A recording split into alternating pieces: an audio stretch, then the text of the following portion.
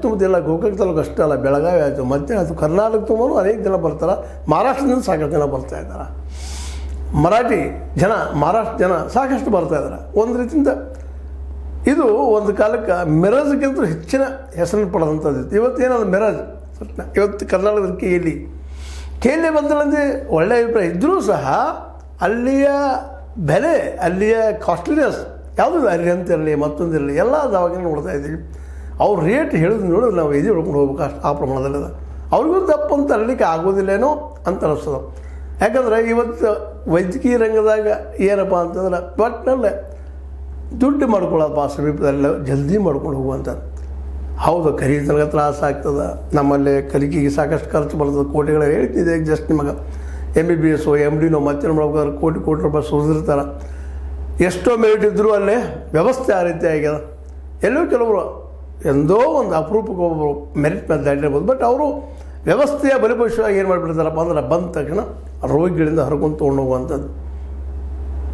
ಕೆಲವು ಸಂದರ್ಭದಲ್ಲೇ ದುಡ್ಡು ಕೊಡಲಾರದು ಹೆಣವನ್ನು ಸಹಿತ ಹೊರಗೆ ಬಿಡಲಾರದು ಅನೇಕ ಘಟನೆಗಳನ್ನ ಅನೇಕ ದವಾಖಾನೆಗಳಲ್ಲಿ ನೋಡಿದ್ವಿ. ಅದರಲ್ಲೂ ಆದಂತಹ ಕೋವಿಡ್ ಸಂದರ್ಭದಲ್ಲಂತೂ ಈ ಡಾಕ್ಟರ್ಗಳ ಪೈಶಾಚಿಕತನ, ಭಾಳ ಪೈಶಾಚಿಕ ಬರ್ತನೆ, ದುಡ್ಡಿನ ಸಹ ಮಾಡಿದ್ದು ನೋಡಿ ನೆಲದಲ್ಲಂತೂ ಇನ್ನೂ ಹೆಚ್ಚಿಗೆ ಬರ್ತದೆ.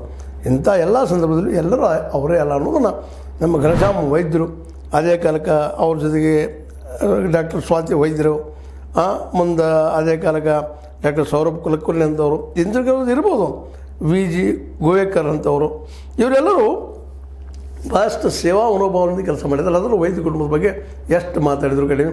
ಘನಶ್ಯಾಮ್ ವೈದ್ಯ ಅಂತ 40,000 ಶಸ್ತ್ರಚಿಕಿತ್ಸೆ ಮಾಡಿದ್ದಾರೆ. ಆದರೆ ಎಲ್ಲರಿಗೂ ಅವ್ರ ಮನೆ ಉಳಿಸಿದ್ದಾರೆ. ಇದು ಭಾಳ ಮಹತ್ವದ. ಅಂಥ ಒಂದು ಶಸ್ತ್ರಚಿಕಿತ್ಸಕರು ಮಹಾನ್ ಸಾಧನೆ ಮಾಡಿದಂಥವ್ರು ಇವತ್ತು ಅವರು ತೀರ್ಕೊಂಡು 1 ವರ್ಷ ಆಯಿತು. ಆ ಸಂದರ್ಭದಲ್ಲಿ ಪುಣ್ಯ ಸ್ಮರಣೆ ಮಾಡ್ತಾ ಇದ್ದಾರೆ ಕನ್ನಡಪ್ರಭದಲ್ಲೇ.